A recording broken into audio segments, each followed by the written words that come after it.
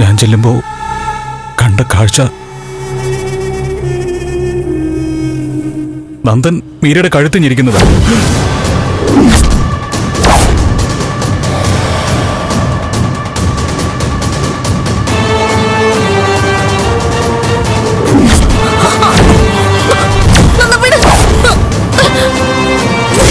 ഞാൻ കൊല്ലൂടി. മാഡം, ആ രംഗം കണ്ട് ഞാനൊന്ന് സ്തംഭിച്ചു പോയി. ആരോടും ഒന്നും പറയാൻ എനിക്ക് ധൈര്യം വന്നില്ല.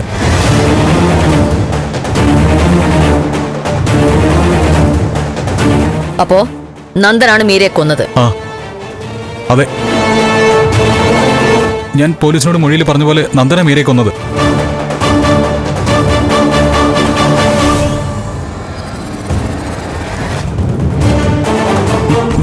ഞാൻ ഏത് കോടതിയിൽ വേണമെങ്കിലും പറയാം.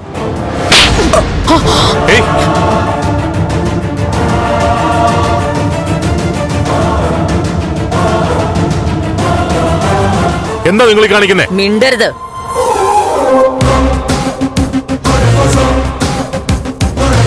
എടാ പ്രകാശ് മോനെ, നീ എന്താണ് ഞങ്ങളെ കുറിച്ച് വിചാരിച്ചത്? കേരള പോലീസ് എന്ന് വെച്ചാ കാക്കി ഉടുപ്പിട്ട് തെക്കും വടക്കും ഷോയ്ക്ക് നടക്കുന്നവരാണെന്നോ? ആണോ?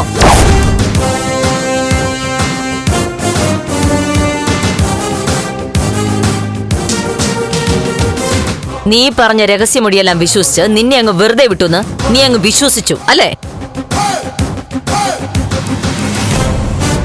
ബലരാം സർ, നിങ്ങളുടെ മകൾ മീരയെ കൊന്നയാൾ ദാ നിൽക്കുന്നു.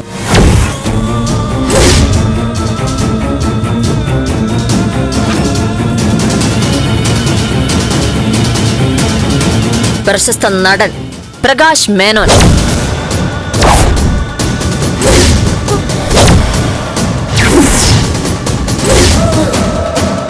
ഇല്ല, പച്ചക്കള്ളോ ഇത്.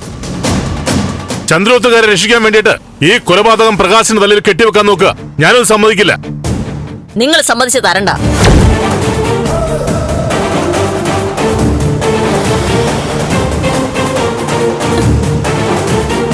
കോടതിയിൽ ഹാജരാക്കുന്നതിന് മുൻപ് നിങ്ങൾക്ക് ബോധ്യപ്പെടാൻ വേണ്ടി മാത്രമാണ് ഇങ്ങനൊരു മുഹൂർത്തം സൃഷ്ടിച്ചത്.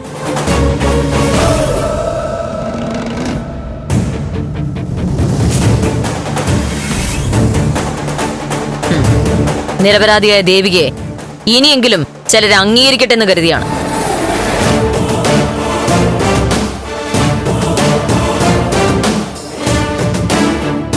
ദേവികയിലും നന്ദനിലും ഫോക്കസ് ചെയ്താണ് ഞങ്ങൾ അന്വേഷണം ആരംഭിച്ചത്.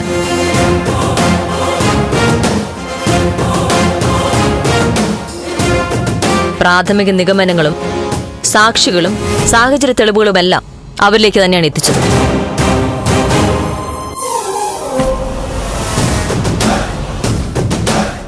ഈ വീടിന്റെ ടെറസിൽ നിന്ന് കിട്ടിയ സിഗരറ്റിന്റെ ഒരു കുറ്റിയാണ് പ്രകാശിലേക്ക് അന്വേഷണം എത്തിച്ചത്. ഫ്ലവേഴ്സ് ഒരുക്കുന്ന കാഴ്ച വസന്തം യൂട്യൂബിൽ പ്രേക്ഷകർക്ക് ലൈവായി കാണാം. ഫ്ലവേഴ്സ് കോമഡിയിൽ ജോയിൻ ചെയ്യൂ, ആസ്വദിക്കൂ.